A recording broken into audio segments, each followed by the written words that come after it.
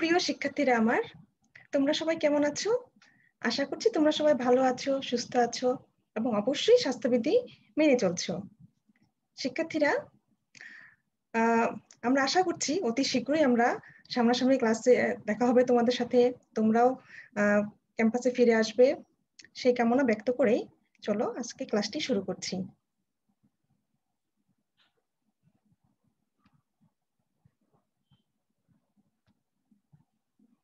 প্রিয় শিক্ষার্থীরা, ক্লাসটি শুরু করার আগে আমার পরিচিতিটা একটু দিয়ে নিচ্ছি। আমি তাসনিম খায়ের, প্রভাষক, দর্শন বিভাগ, ঢাকা কলেজ, ঢাকা। তোমাদের সকলকে আজকে ক্লাসে আমি শুভেচ্ছা জানাচ্ছি।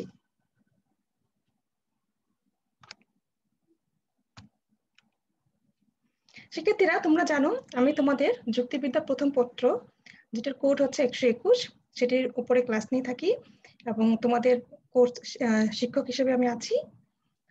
শিক্ষার্থীরা, প্রিভিয়াস ক্লাসে কিন্তু আমি তোমাদেরকে পঞ্চম অধ্যায়টি শুরু করেছিলাম এবং অনুমানের যে প্রারম্ভিক যে বেসিক যে কনসেপ্টগুলো আছে, অনুমান সম্পর্কিত যে ধারণা আছে বা অনুমানের প্রকারভেদ, সেই সম্পর্কে কিন্তু আমরা আলোচনা করেছিলাম। চলো তাহলে আমরা আজকে ক্লাসটি শুরু করার আগে প্রিভিয়াস ক্লাস সম্পর্কে একটু ধারণা নিয়ে নিই। আর শিক্ষার্থীরা, তোমাদের সাথে আজকে আমার কিন্তু 15তম ক্লাস। তাহলে পূর্ব পাঠটা কি ছিল? প্রিভিয়াস ক্লাসে আমি তোমাদেরকে ইন্ট্রোডাকশন টু ইনফারেন্স বা তোমাদের হচ্ছে যে অনুমানের যে প্রারম্ভিক বিষয়গুলো ছিল সেগুলো নিয়ে আলোচনা করেছি। তাহলে চলো আমরা দেখে নিই অনুমানটি কি। যুক্তিবিদ্যার মূল আলোচ্য বিষয় হলো অনুমান। অনুমান আমাদের জ্ঞান লাভের প্রধান উৎস। কোনো জানা বিষয়ের উপর ভিত্তি করে কোনো অজানা বিষয় সম্বন্ধে জ্ঞান লাভের মানসিক প্রক্রিয়াকে অনুমান বলে। তার মানে কি, কোনো জানা বিষয়ের উপর ভিত্তি করে কোনো অজানা বিষয় সম্বন্ধে জ্ঞান লাভের মানসিক প্রক্রিয়াকে কিন্তু অনুমান বলছে, তাই না শিক্ষার্থীরা?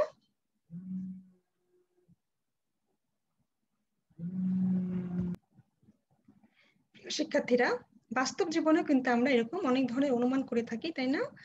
চলো আমরা একটা উদাহরণ দেখে নিই। যেমন দূরে সবুজ বনের উপর দিয়ে ধোঁয়া উঠতে দেখে আমরা অনুমান করি যে সেখানে কোনো বাড়িতে আগুন লেগেছে। এক্ষেত্রে ধোঁয়া আমাদের জানা বিষয়, কারণ একে আমরা সরাসরি দেখতে পাচ্ছি।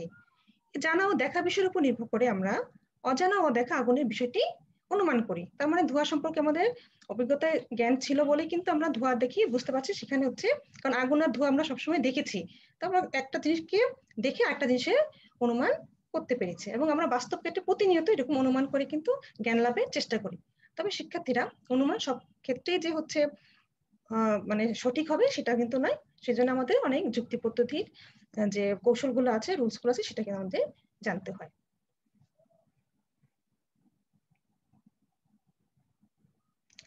অনুমানে যদি আমরা সংজ্ঞাটি দেখি, এক বা একাধিক প্রদত্ত যুক্তি বাক্যের উপর নির্ভর করে যুক্তিসঙ্গতভাবে একটি নতুন যুক্তি বাক্য স্থাপন করার পদ্ধতিকে অনুমান বলে, তাই না? তাহলে সকল মানুষ হয় মরণশীল, এখানে আমরা দেখতে পাচ্ছি কি উদাহরণ হিসেবে রফিক হয় একজন মানুষ, অতএব রফিক হয় মরণশীল। তাহলে এই যে প্রথম দুটি বাক্য আমরা দেখতে পাচ্ছি শিক্ষার্থীরা, এই দুটি বাক্যকে আমরা বলছি প্রদত্ত বাক্য, আর এটি হচ্ছে একটি নতুন যুক্তি বাক্য যাকে আমরা বলছি হচ্ছে সিদ্ধান্ত, তাই না? এবং এই দুটি বাক্যকে আমরা প্রিভিয়াস ক্লাসে বলেছিলাম যে এই দুটি বাক্যকে আমরা কি বলি, সেটা হচ্ছে যার কাছ থেকে হচ্ছে তোমার সিদ্ধান্তটি অনুমতি হয় সেই দুটোকে, বা এক বা একাধিক যদি থেকে থাকে সেটাকে আমরা বলি আশ্রয় বাক্য, এবং যেটা হচ্ছে নতুন যুক্তি বাক্য স্থাপিত হয় সেটাকে আমরা বলি সিদ্ধান্ত। ঠিক আছে? তাহলে এক বা একাধিক প্রদত্ত যুক্তি বাক্যের উপর নির্ভর করে যুক্তিসঙ্গতভাবে একটি নতুন যুক্তি বাক্য স্থাপন করার পদ্ধতিকে বলা হচ্ছে অনুমান।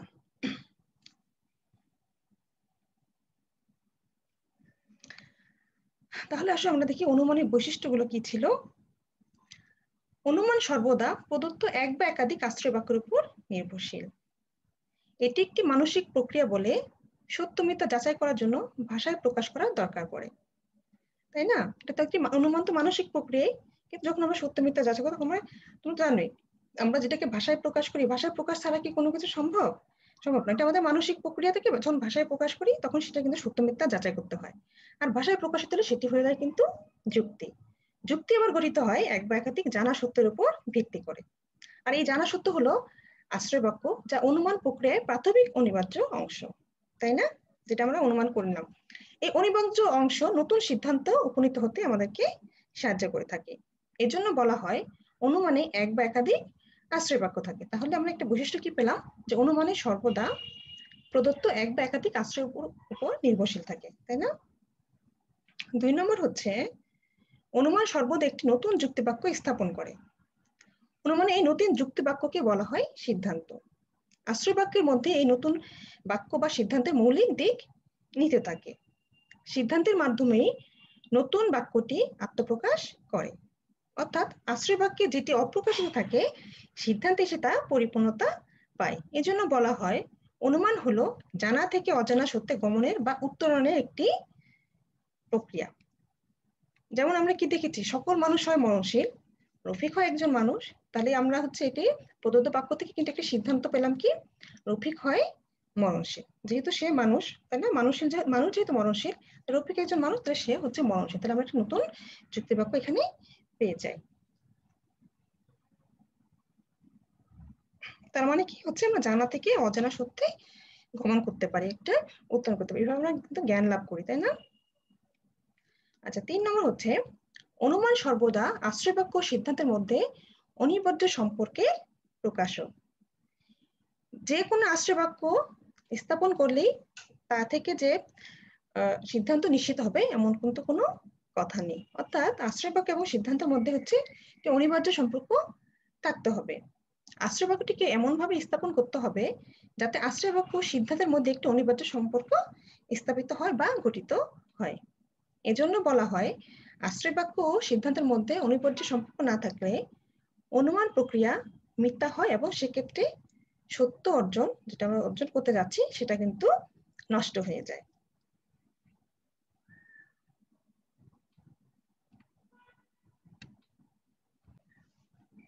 শিক্ষার্থীরা, এই সম্পর্কে প্রিভিয়াস ক্লাসে কিন্তু আমি তোমাদেরকে একটা উদাহরণ দিয়েছিলাম। যদি আমরা বলি সকল ফুল হয় সুন্দর, গোলাপ হয় ফুল, অতএব জাসমিন হয় সুন্দর, তাহলে এখানে কিন্তু আশ্রয় বাক্য এবং সিদ্ধান্তের মধ্যে কিন্তু কোনো অনিবার্য সম্পর্ক নেই। তাহলে কি আমাদের এই অনুমানটি কি সঠিক হবে? তা কিন্তু হবে না। কিন্তু আমরা যদি বলি সকল শিশু হয় সুন্দর, জাসমিন হয় শিশু, অতএব জাসমিন হয় সুন্দর, তাহলে কিন্তু এখানে হচ্ছে আশ্রয় বাক্য এবং সিদ্ধান্তের মধ্যে একটি অনিবার্য সম্পর্ক আছে। তার মানে কি, আমরা আশ্রয় বাক্য থেকে যে সিদ্ধান্তটি অনুমিত হবে সেটার মধ্যে একটি অনিবার্য সম্পর্ক থাকতে হবে। শিক্ষার্থীরা, অনুমানকে আমরা 2 ভাগে ভাগ করেছিলাম, মনে আছে? অনুমানকে আমরা 2 ভাগে ভাগ করেছিলাম, একটি হচ্ছে কি অবরোহ অনুমান, একটি হচ্ছে আরোহ অনুমান। আচ্ছা, আরোহ অনুমানটা কি ছিল? যে অনুমান প্রক্রিয়ায় কয়েকটি বিশেষ দৃষ্টান্ত নিরীক্ষণের অভিজ্ঞতার ভিত্তিতে একটি সার্বিক সিদ্ধান্ত টানা হয় এবং সিদ্ধান্ত সব ক্ষেত্রেই আশ্রয় বাক্য থেকে অধিক ব্যাপক হয়, তাকে আরোহ অনুমান বলে। অর্থাৎ যে প্রক্রিয়ায় কয়েকটি বিশেষ দৃষ্টান্ত নিরীক্ষণের অভিজ্ঞতার ভিত্তিতে একটি সার্বিক সিদ্ধান্ত টানা হয়, তাই না? এবং সিদ্ধান্ত সবকিছু কি হচ্ছে আশ্রয় বাক্য থেকে, অর্থাৎ এই যে আশ্রয় বাক্যগুলো রয়েছে সেটা থেকে কিন্তু ব্যাপক হচ্ছে, তাই না? তাই তো? আচ্ছা, তাহলে এখানে দেখো, রেজা হয় মরণশীল, মধু হয় মরণশীল, জোসেফ হয় মরণশীল, হেনরি হয় মরণশীল। এগুলো কি একটি বিশেষ বিশেষ দৃষ্টান্ত। আর এটি কি হচ্ছে, অতএব সব মানুষ হয় মরণশীল, এটা হচ্ছে সিদ্ধান্ত। এই অনুমানটি একটি আরোহ অনুমান, কারণ এখানে বিশেষ বিশেষ কয়টি দৃষ্টান্ত নিরীক্ষণের অভিজ্ঞতা থেকে সার্বিক সিদ্ধান্তটি টানা হয়েছে। এই সিদ্ধান্ত সব মানুষ হয় মরণশীল এর ব্যাপকতা প্রত্যেকটা আশ্রয় বাক্য থেকে কিন্তু অধিক। তাহলে কি হচ্ছে, যে অনুমান প্রক্রিয়ায় কয়েকটি বিশেষ দৃষ্টান্ত নিরীক্ষণের অভিজ্ঞতার ভিত্তিতে একটি সার্বিক সিদ্ধান্ত টানা হয় এবং সিদ্ধান্ত সব ক্ষেত্রেই আশ্রয় বাক্য থেকে অধিক ব্যাপক হয়ে থাকে, তাকে হচ্ছে আরোহ অনুমান বলে। আচ্ছা, বিভিন্ন যুক্তিবিদ প্রদত্ত যে সংজ্ঞা সেটি আমরা একটু দেখিনি। যুক্তিবিদ বেনের মতে ঘটনাবলী নিরীক্ষণের মাধ্যমে একটি সার্বিক যুক্তিবাক্য পৌঁছানোকেই বলা হচ্ছে কি আরোহ, তাই না? যুক্তিবিদ ফাউলারের মতে আরোহ হলো বিশেষ থেকে সার্বিক অথবা কম ব্যাপক থেকে বেশি ব্যাপক বাক্যের একটি ন্যায়সঙ্গত অনুমান, যা আমরা প্রিভিয়াস এক্সাম্পলেই দেখতে পেলাম।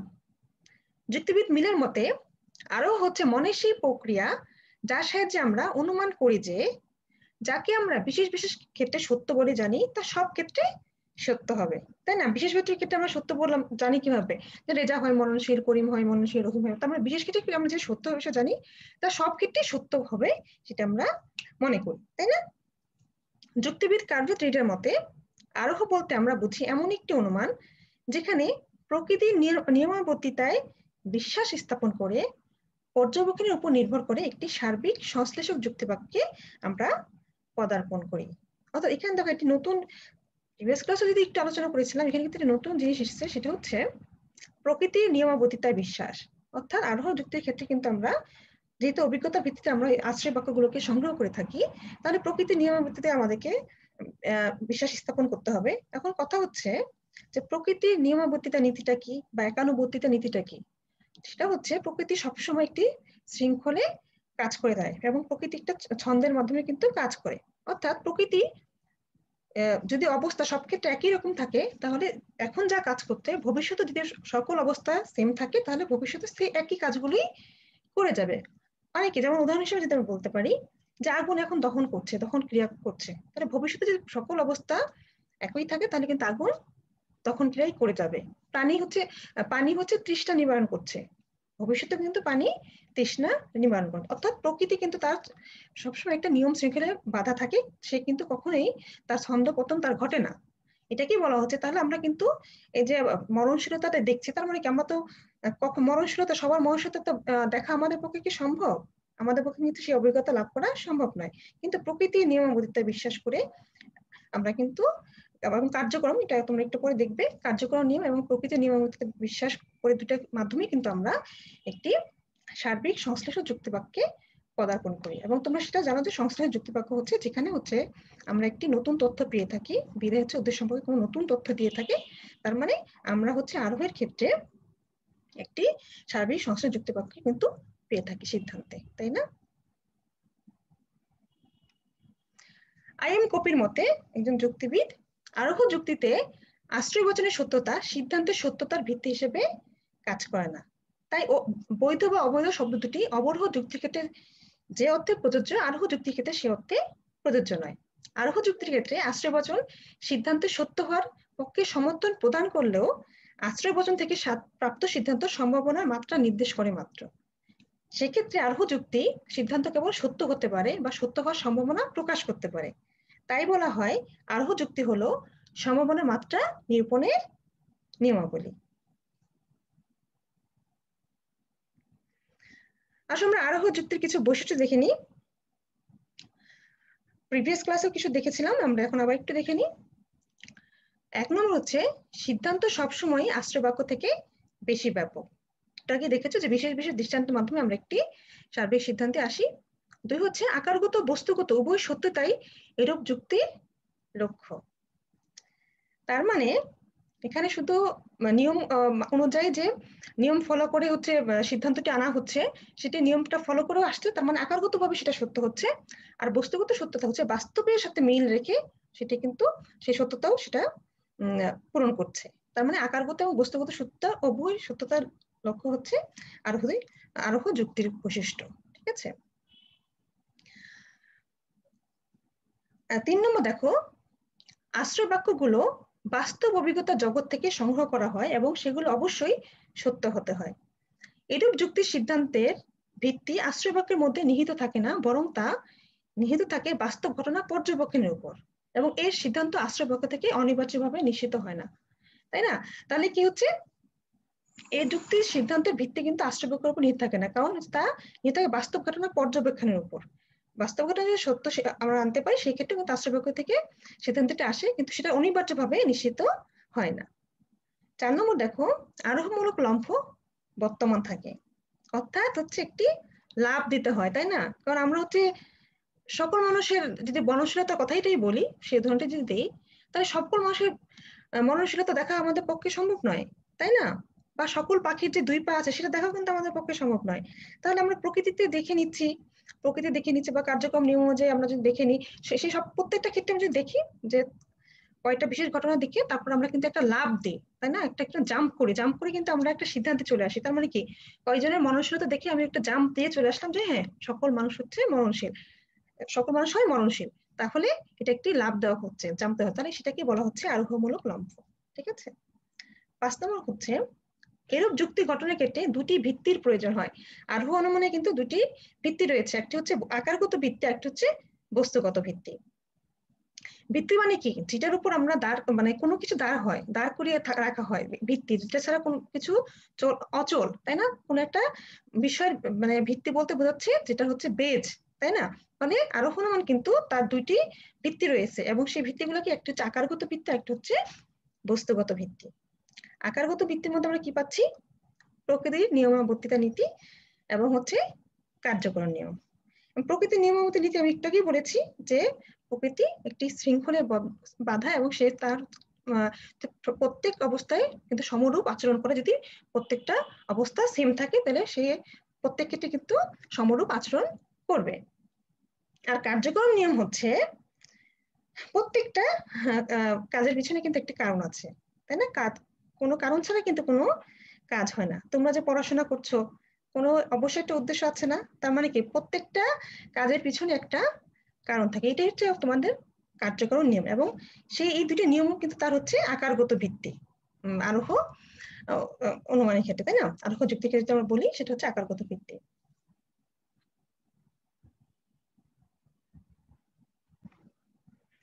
তাহলে আমরা দেখতে পাচ্ছি কি শিক্ষার্থীরা, যে প্রকৃতির নিয়মাবর্তিতা নীতি এবং কার্যক্রম নিয়মের সাহায্যে কিন্তু আরোহের আকারগত প্রক্রিয়াটি সম্পন্ন হচ্ছে। এবং যেহেতু বিশেষ থেকে সার্বিক গমনের ক্ষেত্রে বস্তুগত উপাদান বা বাস্তব উপাদানের প্রয়োজন হয়, সেই ক্ষেত্রে সেটি কাজ করছে কি, বস্তুগত ভিত্তি, এবং সেটার মধ্যে কি হচ্ছে নিরীক্ষণ এবং হচ্ছে পরীক্ষণ। নিরীক্ষণ কোনটাকে বলা হচ্ছে, নিরীক্ষণ বলা হচ্ছে যখন কোনো একটি উদ্দেশ্য নিয়ে আমরা কোনো কিছু প্রত্যক্ষণ করি, সেটাকে বলা হচ্ছে নিরীক্ষণ। যেমন তুমি রাস্তায় হাঁটছো, তোমার কোনো হচ্ছে কোনো একটা ঘটনা ঘটলো, তখন তুমি সেই ঘটনার কারণ উদ্ঘাটন করতে যাচ্ছ বা কোনো একটা বিষয় দেখতে চাচ্ছ, সেটার জন্য তুমি একটা উদ্দেশ্য নিয়ে কিন্তু সেখানে যে একটা পর্যবেক্ষণ করছো, সেটাকে বলা হচ্ছে নিরীক্ষণ। এবং পরীক্ষণ কোনটা, যেটা হচ্ছে আমরা কৃত্রিম পরিবেশে কোনো একটা এক্সপেরিমেন্ট করি, সেটাকে কিন্তু বলা হচ্ছে পরীক্ষণ, এবং সেটা আমাদের কি নিয়ন্ত্রণে থাকে। কিন্তু নিরীক্ষণটা কিন্তু সেটা হলো বাস্তব পরিবেশে হয়, সেটা কিন্তু আমাদের মধ্যে থাকে। আমরা প্রিভিয়াস ক্লাসে হচ্ছে, সরি, এটা আমরা নেক্সট ক্লাসগুলোতে নেক্সট হচ্ছে তোমাদের এটার উপর একটাই অধ্যায় রয়েছে, তো সেখানে আমরা কিন্তু এগুলো নিয়ে আবার বিস্তারিত আলোচনা করব। তাহলে আমরা কি পাচ্ছি, আরোহের দুটি ভিত্তি রয়েছে, একটি হচ্ছে আকারগত ভিত্তি, একটি হচ্ছে বস্তুগত ভিত্তি, এবং সেটা কিন্তু আকারগত দিকটি দিচ্ছে হচ্ছে প্রকৃতি নিয়মিত নীতি এবং কার্যকরণ নিয়ম, হচ্ছে বস্তুগত বা বাস্তব দিকটি দেখছে হচ্ছে নিরীক্ষণ এবং পরীক্ষণ। এখন আমরা দেখি অবরোহ অনুমান। যে অনুমান প্রক্রিয়ায় এক বা একাধিক আশ্রয় বাক্য থেকে সিদ্ধান্ত টানা হয় এবং সিদ্ধান্ত কখনো আশ্রয় বাক্য থেকে অধিক ব্যাপক হতে পারে না, তাকে অবরোহ অনুমান বা ডিডাকটিভ ইনফারেন্স বলে। অবরোহ অনুমানের সিদ্ধান্ত বেশিরভাগ পক্ষে কি হচ্ছে, আশ্রয় বাক্যের সমান ব্যাপক হতে পারে মাত্র, কখনো অধিক ব্যাপক হতে পারে না। যেমন, সব মানুষ হয় মরণশীল, রেজা হয় মানুষ, অতএব রেজা হয় মরণশীল। এই অনুমানটি একটি হচ্ছে অবরোহ অনুমান, কারণ এতে দুটি আশ্রয় বাক্য থেকে একটি সিদ্ধান্ত টানা হয়েছে, তাই না? এবং এই সিদ্ধান্ত রেজা হয় মরণশীল কোনো আশ্রয় বাক্য থেকে কিন্তু অধিক ব্যাপক নয়, তাই না? ব্যাপকতার দিক থেকে কি, এটা হচ্ছে যে প্রথম যে আমরা দেখতেছি, এটি ব্যাপকতার দিক থেকে প্রধান আশ্রয় বাক্য থেকে কম ব্যাপক, তাই না? এবং অপ্রধান আশ্রয় বাক্যের সমব্যাপক। এটাকে আমরা প্রধান আশ্রয় বাক্য বলছি, এবং এটা অপ্রধান যদি বলি, তো সেক্ষেত্রে প্রধান আশ্রয় বাক্যের হচ্ছে কম ব্যাপক হচ্ছে, এবং এই সেকেন্ড যেটা হচ্ছে আশ্রয় বাক্য, সেটা কিন্তু সমব্যাপক হচ্ছে। কিন্তু কোনোভাবেই কিন্তু সেটি দুটি আশ্রয় বাক্যের সিদ্ধান্ত কিন্তু সেটি কোনোভাবেই কিন্তু বেশি ব্যাপক নয়, তাকেই আমরা কিন্তু বলছি অবরোহ অনুমান। অর্থাৎ যে অনুমান প্রক্রিয়ায় এক বা একাধিক আশ্রয় বাক্য থেকে সিদ্ধান্ত টানা হয় এবং সিদ্ধান্ত কখনো আশ্রয় বাক্য থেকে অধিক ব্যাপক হতে পারে না, তাকে বলা হচ্ছে অবরোহ অনুমান। অবরোহ অনুমানের বৈশিষ্ট্য যদি আমরা দেখি, অবরোহ অনুমানের সিদ্ধান্ত কখনো আশ্রয় বাক্যের চেয়ে ব্যাপকতর হতে পারে না, তবে সিদ্ধান্ত আশ্রয় বাক্যের সমান ব্যাপক হতে পারে। এক্ষেত্রে সিদ্ধান্তটি 2 নম্বর, এক্ষেত্রে সিদ্ধান্তটি আশ্রয় বাক্য থেকে অনিবার্যভাবে নিশ্চিত হয়। অবরোহ অনুমানে আশ্রয়বাক্য সিদ্ধান্তের মধ্যে একটি মানে অনিবার্য সম্পর্ক থাকে, কিন্তু আরোহের ক্ষেত্রে সেটা কিন্তু অনিবার্য সম্পর্ক থাকে না। 3 নম্বর হচ্ছে অবরোহের আশ্রয়বাক্য বস্তুগতভাবে সত্য হলেও সিদ্ধান্ত বস্তুগতভাবে সত্য হবে, অন্যদিকে আশ্রয়বাক্য আকারগতভাবে সত্য হলেও সিদ্ধান্ত আকারগতভাবে সত্য হবে, তবে প্রধান লক্ষ্য হচ্ছে আকারগত সত্যতা অর্জন করা। এটি হচ্ছে অবরোহ অনুমানের অন্যতম একটি বৈশিষ্ট্য, অন্যতম প্রধান বৈশিষ্ট্য বলতে পারো। 5 নম্বর হচ্ছে অনুমানের অন্য সব সাধারণ নিয়ম অবরোহ অনুমানের ক্ষেত্রেও প্রযোজ্য, কেননা অনুমানের বিশেষ এক প্রকার ভাগ হচ্ছে অবরোহ অনুমান, তাই এক্ষেত্রে অনুমানের সাধারণ নিয়মাবলী প্রযোজ্য হবে। 6 নম্বর হচ্ছে অবরোহ অনুমানকে প্রধানত 2 ভাগে ভাগ করা যায়, একটি হচ্ছে অমাধ্যম অবরোহ অনুমান, একটি হচ্ছে মাধ্যম অবরোহ অনুমান। আসো আমরা এবার আজকের যে আমাদের আলোচ্য বিষয় সেটি সম্পর্কে জেনে নিই। সেটি হচ্ছে আরোহ ও অবরোহ যুক্তির মধ্যে যে বা অনুমানের মধ্যে যে পার্থক্য, সেটা নিয়ে আমরা আজকে আলোচনা করব। তাহলে চলো প্রথম যেহেতু আমরা হচ্ছে আরোহ এবং অবরোহ সম্পর্কে জেনেই গেলাম, তাহলে সেক্ষেত্রে পার্থক্যটি করতে আমাদের অনেক সুবিধা হবে। প্রথমত যদি আমরা ধরি যে যুক্তির আশ্রয় বাক্যগুলো আমাদের বাস্তব অভিজ্ঞতা থেকে সংগ্রহ করা হয় এবং প্রকৃতির নিয়মাবর্তিতা নীতি ও কার্যকর নিয়মের সাহায্যে বস্তু জগতের সাথে সঙ্গতিপূর্ণ সিদ্ধান্ত স্থাপন করা হয়, তাকে বলা হচ্ছে আরোহ যুক্তি। তার মানে কি, আমাদের বাস্তব অভিজ্ঞতা থেকে আমরা এটা নিচ্ছি এবং প্রকৃতির নিয়মাবর্তিতা নীতি এবং কার্যকর নিয়মের সাহায্যে বস্তু জগতের সাথে সঙ্গতিপূর্ণভাবে সিদ্ধান্ত স্থাপন করছি। যেমন সব মানুষ হয় প্রাণী এবং মরণশীল, সব ঘোড়া হয় প্রাণী এবং মরণশীল, সব ছাগল হয় প্রাণী এবং মরণশীল, সুতরাং সব প্রাণী হয় সম্ভবত মরণশীল। আমরা কিন্তু একটু আগে দেখেছিলাম এটা হলো সম্ভাবনা মাত্রা নির্দেশ করে। তার মানে কি, উপযুক্ত উদাহরণটিতে উপরে যে উদাহরণটিতে আমরা কিন্তু বিশেষ বিশেষ মৃত্যুর ঘটনাকে বাস্তব অভিজ্ঞতার ভিত্তিতে পরীক্ষা নিরীক্ষা করে প্রাণ ও মৃত্যুর মধ্যে একটি কার্যকর সম্পর্ক আবিষ্কার করে এবং প্রকৃতির নিয়মাবলীতে আস্থা এনে সিদ্ধান্ত স্থাপন করেছি, তাই না? তার মানে আমাদের যে ভিত্তিগুলো ছিল মনে আছে তোমাদের, একটু আগে আমি দেখেছি, সেই ভিত্তিটা কিন্তু আমরা ভিত্তির মাধ্যমে কিন্তু আমরা এর আকারগত দিকটি পেলাম, তাই না? তাহলে এখানে কি হচ্ছে যে বিশেষ বিশেষ মৃত্যুর ঘটনাকে বাস্তব অভিজ্ঞতার ভিত্তিতে পরীক্ষা নিরীক্ষা করে প্রাণ ও মৃত্যুর মধ্যে একটি কার্যকর সম্পর্ক আবিষ্কার করে এবং প্রকৃতির নিয়মাবর্তিতে আস্থা নিয়ে সিদ্ধান্ত প্রতিষ্ঠা করা হয়েছে। অপরদিকে যদি দেখি, যে যুক্তির আশ্রয় বাক্যগুলো স্বীকার করে নিয়ে যুক্তির নিয়ম কানুন যথার্থভাবে অনুসরণ করে সিদ্ধান্ত স্থাপন করা হয় তাকে অবরোহ যুক্তি বলে। অর্থাৎ অবরোহ যুক্তির ক্ষেত্রে আমরা নিয়ম কানুনটা কি এখানে হচ্ছে জোর দেওয়া হচ্ছে, নিয়ম কানুন অনুযায়ী যদি হচ্ছে তোমার আশ্রয় বাক্য থেকে সিদ্ধান্তটি আসলে নিয়ম অনুযায়ী অনিবার্যভাবে সিদ্ধান্তটি নিশ্চিত হয়ে থাকে। তাহলে কি হচ্ছে, সব প্রাণী হয় মরণশীল, সব বাঘ হয় প্রাণী, সুতরাং সব বাঘ হয় মরণশীল।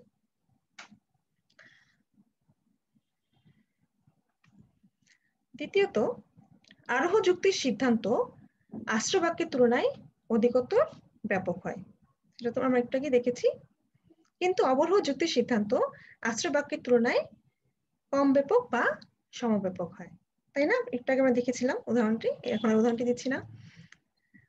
তৃতীয়ত দেখো, অনেক ইম্পর্টেন্ট এটি, যে আকারগত বস্তুগত উভয় সত্যতাই আরোহ যুক্তির লক্ষ্য, কিন্তু অবরোহ যুক্তির প্রধান লক্ষ্য হচ্ছে শুধু আকারগত সত্যতা অর্জন। কারণ কি, অবরোহ যুক্তির ক্ষেত্রে শুধুমাত্র আমরা হচ্ছে নিয়মটাকে ফলো করি, নিয়মটা ফলো করে যদি আমাদের সিদ্ধান্ত আশ্রয়বাক্য সত্য বলে ধরে নিই, আমরা কিন্তু সিদ্ধান্তটিকে নিশ্চিত করি এবং তাদের মধ্যে হচ্ছে অনিবার্য সম্পর্ক থাকে। তার মানে শুধুমাত্র আকারগত সত্যতা অর্জন করা অবরোহ যুক্তির ক্ষেত্রে প্রধান লক্ষ্য, এবং কিন্তু আরোহ যুক্তির ক্ষেত্রে কি, সেটা হচ্ছে আকারগত বস্তুগত উভয় সত্যতাই কিন্তু আরোহ যুক্তির প্রধান লক্ষ্য।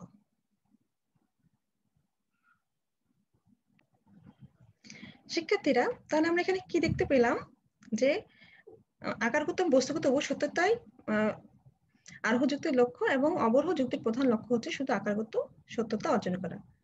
তাহলে এখানে আমরা একটি উদাহরণ দেখি।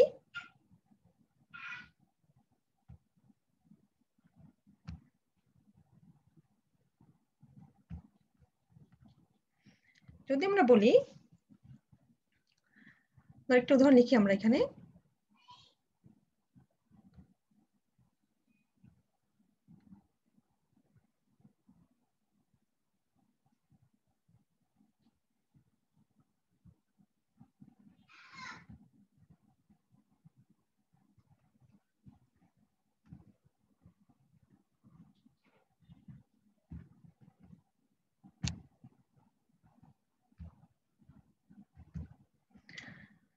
শিক্ষার্থীরা উদাহরণটি লিখতে একটু প্রবলেম হচ্ছে, যান্ত্রিক ত্রুটি হচ্ছে। আমরা যদি বলি যে সকল মানুষ হয় ভীতু, ঠিক আছে, সকল মানুষ হয় ভীতু, সকল দার্শনিক হয় মানুষ, অতএব সকল দার্শনিক হয় ভীতু। তাহলে কি হচ্ছে, সকল মানুষ হয় ভীতু, এটা হচ্ছে প্রথম আশ্রয় বাক্য। এবং তারপর কি বলছি, সকল দার্শনিক হয় মানুষ, অতএব সকল দার্শনিক হয় ভীতু। তাই দেখো, তাহলে সকল দার্শনিক হয়, সকল মানুষ হয় ভীতু, সকল দার্শনিক হয় মানুষ, অতএব সকল দার্শনিক হয় ভীতু। এটা কিন্তু আকারগতভাবে সত্য, তাই না? কিন্তু বস্তুগতভাবে কি সত্য হয়েছে সকল দার্শনিক কি ভীতু?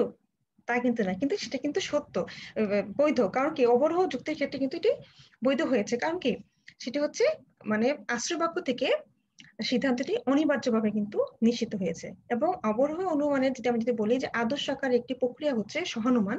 তোমরা, আমি এখন সহানুমানটা বলবো না, কারণ বললে তোমাদের হচ্ছে এটা একটু প্যাচ লেগে যাবে। তো পরবর্তীতে সেটা তোমরা যখন ক্লাসটি পাবে তখন বুঝবে। তাহলে এই যে নিয়ম মতো যে সেটা নিশ্চিত হচ্ছে, তার মানে কি আশ্রয় বাক্য থেকে অনিবার্যভাবে নিশ্চিত। তার মানে এখানে শুধু আকারগত সত্যতাটা কিন্তু দেখা হচ্ছে, বস্তুগত সত্যতা এখানে কিন্তু দেখা হচ্ছে না। ঠিক আছে শিক্ষার্থীরা?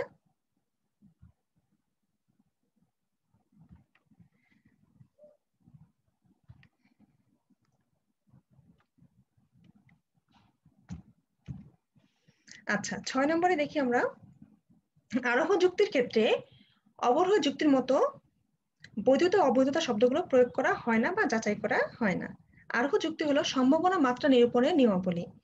এরূপ যুক্তির সিদ্ধান্ত মূলত সম্ভাব্য হয়। এই সম্ভাব্যতা কখনো বেশি হতে পারে, আবার কখনো কম হতে পারে। কিন্তু অবরোহ যুক্তি হয় বৈধ হবে, না হয় অবৈধ হবে। এক্ষেত্রে বৈধতার কোনো মাত্রা কিন্তু নেই। কিন্তু তোমার হচ্ছে আরোহের ক্ষেত্রে কিন্তু এটা সম্ভাবনা একটা মাত্রা নির্দেশ করা হয়, কিন্তু এখানে কিন্তু কোনো মানে মাত্রা নেই। অবরোহের ক্ষেত্রে বৈধ এবং অবৈধ সেটা করা হয়। সপ্তমত, আরোহ যুক্তির ক্ষেত্রে সাধারণত একাধিক আশ্রয় বাক্য থাকে, কিন্তু অবরোহ যুক্তির ক্ষেত্রে এক বা একাধিক আশ্রয় বাক্য থাকে। অর্থাৎ আরোহ যুক্তি হচ্ছে একাধিক, আর অবরোহের ক্ষেত্রে হচ্ছে এক বা একাধিক।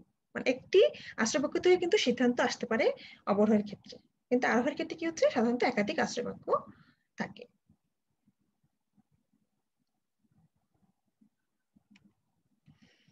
অষ্টমত, অবরোহ অনুমান একটি নিম্নগামী পদ্ধতি, আর আরোহ হচ্ছে ঊর্ধ্বগামী পদ্ধতি, তাই না? কারণ অবরোহ কিন্তু করা কি হচ্ছে, সেটি হচ্ছে তোমার সার্বিক থেকে বিশেষে আসতেছে, তাই না? সকল মানুষ হয় মননশীল, বেজা হয় একজন মানুষ, অতএব বেজা হয় মননশীল। তার মানে হচ্ছে সার্বিক থেকে বিশেষে আসছে। আর আরোহ কি হচ্ছে, আরোহ হচ্ছে বিশেষ থেকে সার্বিক যাচ্ছে। বিশেষ বিশেষ ঘটনা পর্যবেক্ষণ করে কিন্তু আমরা আশ্রয় বাক্য থেকে কিন্তু আমরা একটা সিদ্ধান্তে আসছি, তাই না? তাহলে এটা হচ্ছে আরোহ হচ্ছে ঊর্ধ্বগামী একটি পদ্ধতি। গতানুগতিক যুক্তিবিদ্যায় অনেক সময় আশ্রয় বচন ও সিদ্ধান্তের সার্বিকতার ভিত্তিতে আরোহ অবরোহ যুক্তির মধ্যে পার্থক্য করা হয়ে থাকে। আরোহ যুক্তির ক্ষেত্রে সাধারণত বিশেষ আশ্রয় বাক্য থেকে সার্বিক সিদ্ধান্ত অনুগমন ঘটে, কিন্তু অবরোহ যুক্তির ক্ষেত্রে সার্বিক আশ্রয় বাক্য থেকে বিশেষ সিদ্ধান্ত নিশ্চিত হয়। একটু আমরা দেখলাম, তাই না, যেটা ঊর্ধ্বগামী এবং নিম্নগামী। তাহলে কি হচ্ছে, আরোহের যুক্তির ক্ষেত্রে সাধারণত বিশেষ আশ্রয় বাক্য থেকে সার্বিক সিদ্ধান্ত হয়, আর অবরোহের ক্ষেত্রে হচ্ছে সার্বিক আশ্রয় বাক্য থেকে বিশেষে যাচ্ছে। উদাহরণ দিই আমরা দুটি। আরোহ যুক্তির ক্ষেত্রে হচ্ছে সক্রেটিস হয় একজন মানুষ এবং মরণশীল, প্লেটো হয় একজন মানুষ এবং মরণশীল, এরিস্টটল হয় একজন মানুষ এবং মরণশীল, সুতরাং সকল মানুষ হয় সম্ভবত মরণশীল। আর অবরোহ যুক্তির ক্ষেত্রে কি দেখছি, সকল মানুষ হয় মরণশীল, প্লেটো হয় একজন মানুষ, সুতরাং প্লেটো হয় মরণশীল। তার মানে আমরা হচ্ছে এখানে সার্বিক থেকে বিশেষে আসলাম। এখানে কি করছি, আরোহের ক্ষেত্রে কি হচ্ছে, বিশেষ থেকে সার্বিকে গেলাম, আর এখানে হচ্ছে সার্বিক থেকে বিশেষে গেলাম, তাই না? তাহলে আশ্রয় বচন ও সিদ্ধান্তের সার্বিকতার ভিত্তিতে আরোহ অনুগমনকে আমরা হচ্ছে পার্থক্য করতে পারি। তাহলে আমরা এখন দেখো শিক্ষার্থীরা, আমরা যতক্ষণ আরোহ এবং অবরোহের মধ্যে যে পার্থক্য করলাম সেটা আমরা এক নজরে একটু দেখে নিই। তাহলে অবরোহ অনুমান কি, বেশি ব্যাপক থেকে কম ব্যাপক ধারণায় গমন করে। আরোহের ক্ষেত্রে কি হচ্ছে, কম ব্যাপক ধারণা থেকে বিশেষ বিশেষ দৃষ্টান্ত থেকে বেশি ব্যাপক ধারণায় গমন করে, তাই না? তার মানে বিশেষ থেকে সার্বিকে যাচ্ছে। সিদ্ধান্ত বিশেষ বাক্য হতে পারে অবরোহের ক্ষেত্রে, আর আরোহের ক্ষেত্রে সিদ্ধান্ত সর্বদা সার্বিক বাক্য হয়ে থাকে। অবরোহণের ক্ষেত্রে আশ্রয় বাক্য থেকে সিদ্ধান্ত অনিবার্যভাবে অনুমিত হয়, আরোহণের ক্ষেত্রে আশ্রয় বাক্যের সিদ্ধান্ত অনিবার্যভাবে অনুমিত হয় না। অবরোহণের ক্ষেত্রে কি হচ্ছে, আশ্রয় বাক্যগুলো সত্য বলে ধরে নেওয়া হয়, আর আরোহের ক্ষেত্রে আশ্রয় বাক্যগুলো আমাদের অভিজ্ঞতা থেকে সংগ্রহিত। অবরোহণ অনুমানের ক্ষেত্রে আকারগত সত্যতা বা রূপগত সত্যতাই হচ্ছে মূলক, অর্থাৎ নিয়ম কানুন যদি মেনটেন করে বা সেই রুলসটা ফলো করে যদি সিদ্ধান্তটা আসে, সেটাই হচ্ছে তার আকারগত সত্যতা। সেটা বস্তুগতভাবে বাস্তব অভিজ্ঞতার সাথে সত্য হোক মিথ্যা সেটা কিন্তু সেটা দেখছে না। তার মানে রূপগত সত্যতা, আকারগত সত্যতাটি হচ্ছে তার প্রধান লক্ষ্য। আর আরোহণ হচ্ছে সে হচ্ছে আকারগত সত্যতা এবং বস্তুগত সত্যতা উভয়ভাবেই যথেষ্ট। অবরোহ অনুমানের ক্ষেত্রে আশ্রয় বাক্যের সংখ্যা একটি অথবা একাধিক হতে পারে, আর আরোহণ অনুমানের ক্ষেত্রে আশ্রয় বাক্য দুইয়ের অধিক হতে হয়। অবরোহ অনুমানের ক্ষেত্রে হচ্ছে সিদ্ধান্ত বৈধ বা অবৈধ হয়, আর আরোহের ক্ষেত্রে কি হচ্ছে সিদ্ধান্ত সম্ভাব্য বলে মনে করা হয়।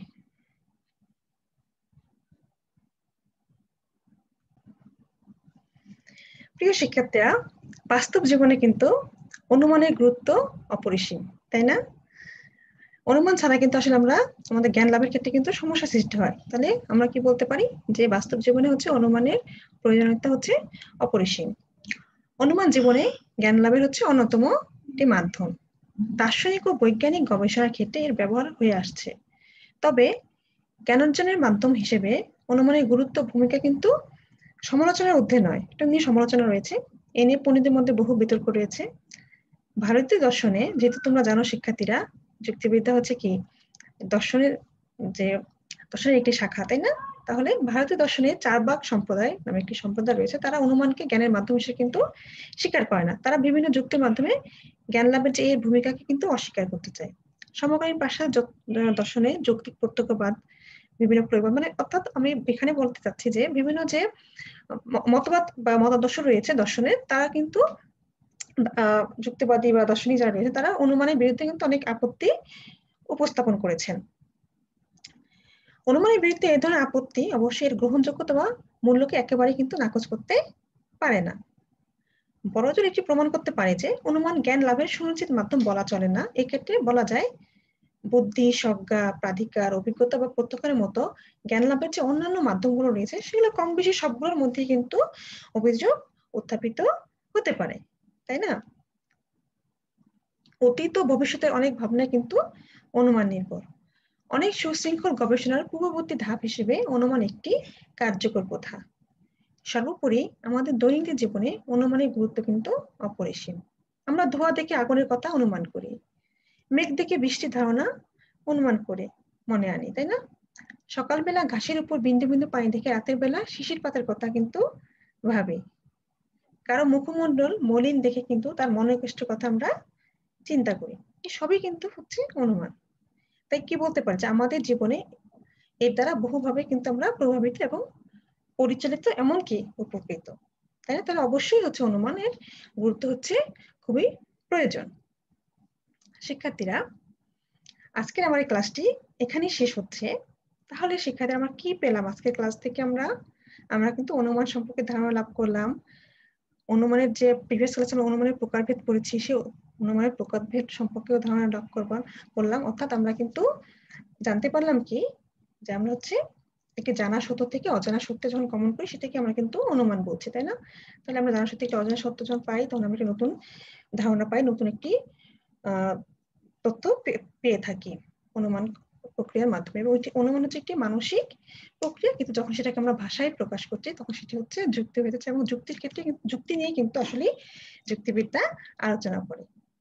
তারপরে আমরা কি দেখতে পেলাম যে আমরা অনুমানের প্রকারভেদ দেখতে পেলাম যে অনুমানকে দুই ভাগে ভাগ করা যাচ্ছে, একটি হচ্ছে অবরোহ অনুমান, একটি হচ্ছে আরোহ অনুমান। এবং অবরোহ এবং আরোহ অনুমানের আমরা সংজ্ঞা পড়লাম, বৈশিষ্ট্য পড়লাম, এবং এদের মধ্যে যে বিভিন্ন পার্থক্যগুলো রয়েছে সেটি নিয়ে আলোচনা করলাম।